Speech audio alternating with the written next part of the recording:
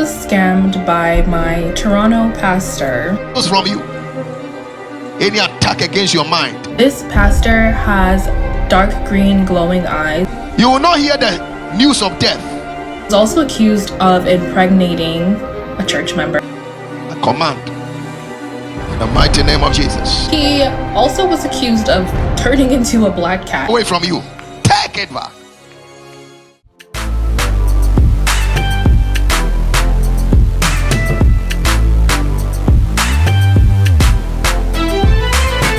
Wagwan, everybody. Welcome to the first episode of season 2 on Taught the Things podcast.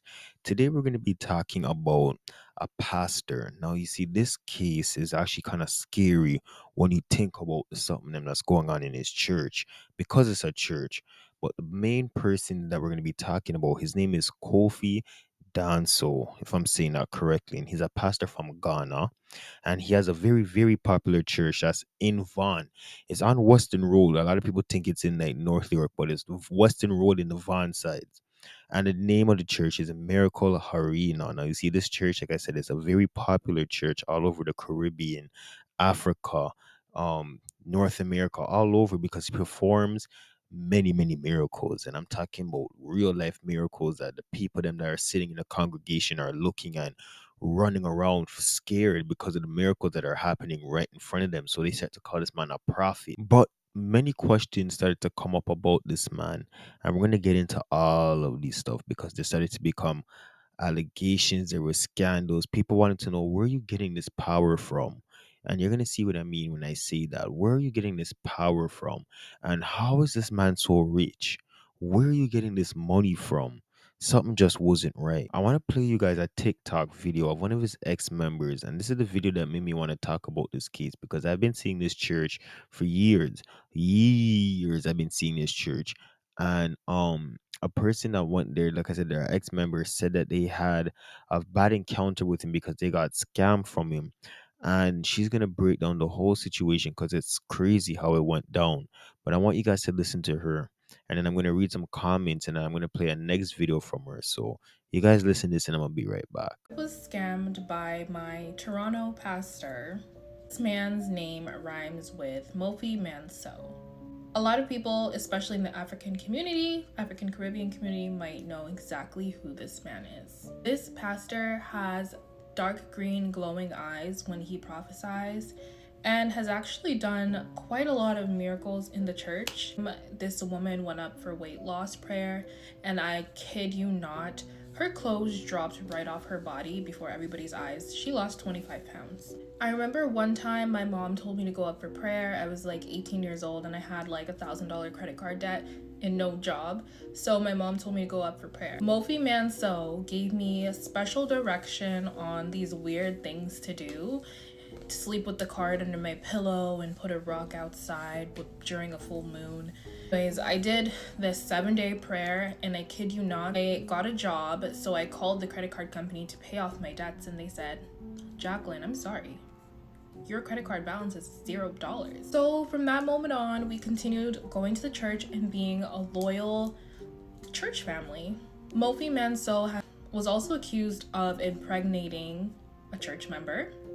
He also was accused of turning into a black cat. So after about 3 years of going to this church, Kofi Manso gets his church to buy him a private jet. He has a business trip in Edmonton. He tells his church members that he can't afford to fly them out on the private jet and that they should find their own way to Edmonton.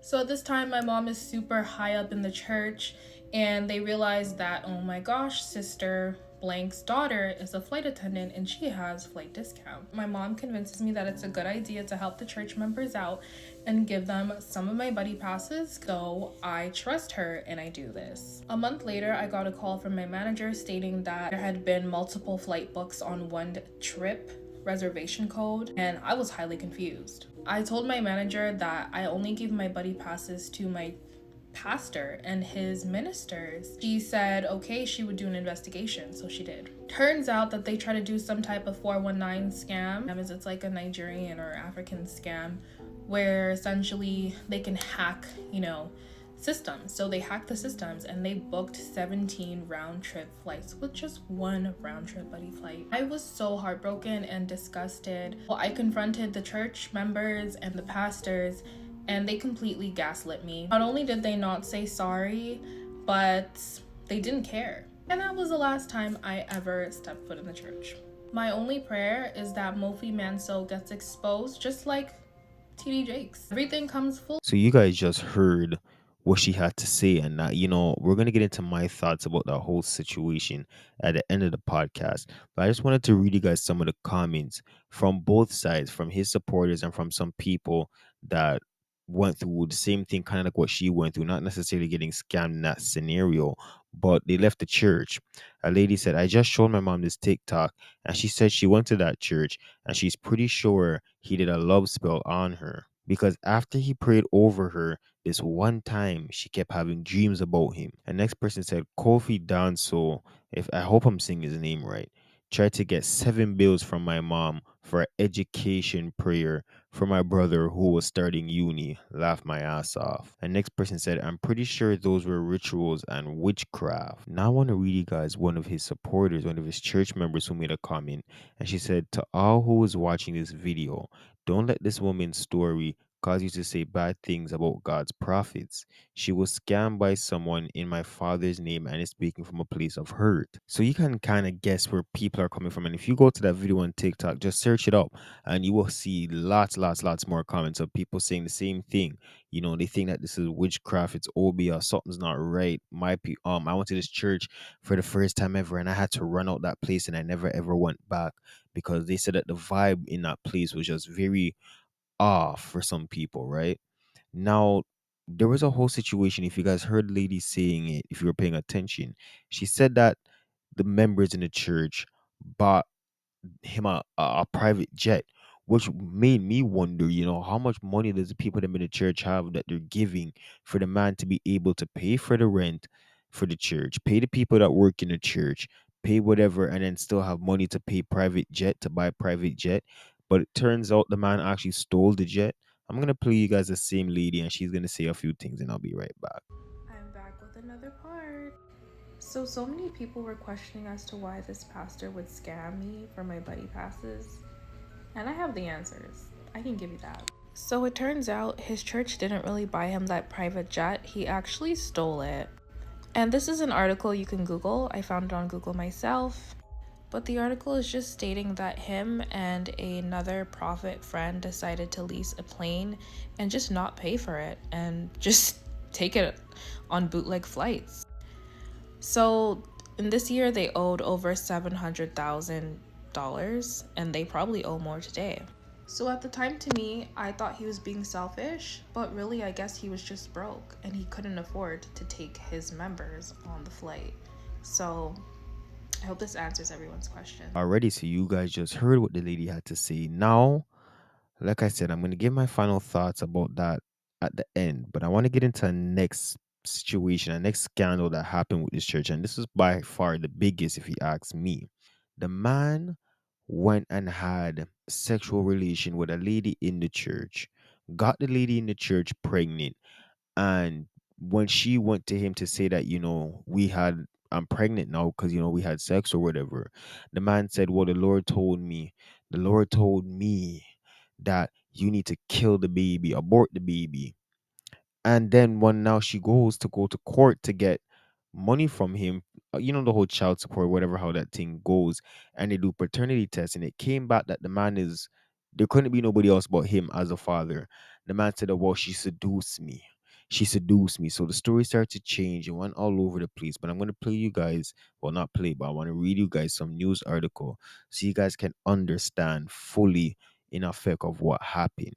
And it says a North York church leader and self proclaimed prophet is appealing a DNA test that proved he impregnated a member of his miracle ministries, arguing the paternity test was not legitimate and insisting he is not the father of the woman's baby. Kofi Danso went to the court to ask for the test last summer, falsely claiming in a sworn affidavit that he could not be the father because he had never had intimate relation with the congregant Chrisanne Bartley. So I believe that's the lady's name, Chrisanne Bartley, the one that got pregnant. Dancel swore Bartley's claims were designed in bad faith to make me pay child support for the child who was fathered by another man. The DNA test later established he is 99.9999996% likely to be the baby boy's father. Dancel, who later claimed he had been seduced by Miss Bartley, is asking divisional court to overturn Meyer's ruling, and a factum filed with the court by his lawyer, Joel Antonin. Danso alleges the judge made a serious and deplorable error by accepting the paternity test was legitimate, given the undisputed fact that the DNA tests do not 100% confirm the paternity. A religious leader and self-acclaimed prophet told a woman that God showed him she would die if she refused to abort his unborn child, according to the Toronto's judge reasons for rejecting his request to conceal his identity in a paternity case. Miss Bartley's evidence is that when she approached Mr. Danso to tell him that she was pregnant, he asked her to have an abortion, and when she declined, she claimed that he told her that the Lord showed him, if I have the child, I will die, Myers wrote in his ruling. All right, so you guys just heard me read that, and I'm gonna get into my final thoughts about this whole situation because I'm a worshiper and I go to church.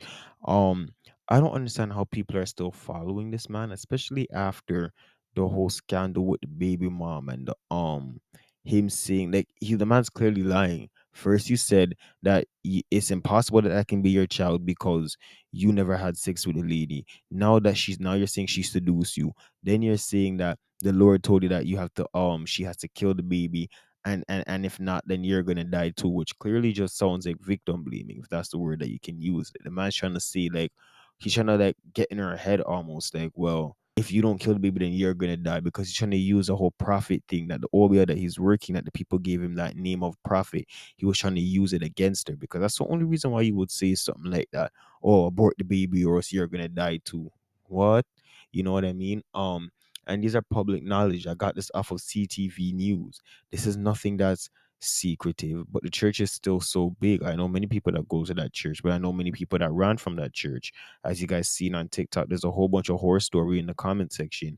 I really do think that there is some supernaturalism with that church, because to put your bank card underneath your pillow and then line it up with gemstone to meet full moon outside and rock or ground and all these things, that's not normal Pentecostal or normal, like that's just not normal church. You know what I mean? I'm Pentecostal and our pastor don't tell us to be doing all that. The most we have is a little olive oil, but nobody's not doing them stuff. Those are rituals. That's what they start to sound like. 25 pound of body fat shrink off people in front of their face. If I seen that shit, I would run. Supposedly it happens inside of the church, but before we can judge them in the church, I have to do more investigation. But from what I've heard, from what I've seen on the news, I would not be following that man. But I want to see why people follow him still. I want to hear, obviously, he's done a lot of things for people, I feel like, in their life. But the whole, you robbed the lady with the 17 round trip. Well, not really rob her, but you scam her because that's not allowed. You were trying to run a scam through the thing that the people them found out. It's just a lot, it's just a lot to me. Like, I don't know. This doesn't sound normal. You guys have to just let me know what you think about this situation below. Let me know if you think that this man is actually using supernatural things in his church. Let me know what you think about the baby mom situation. Let me know where you think he got the power to do all these miracles and stuff that he's doing. And yeah, bro, if you go to this church and you have any stories, let me know in the comment section down below. You don't know. Till next time on Talk the Things podcast.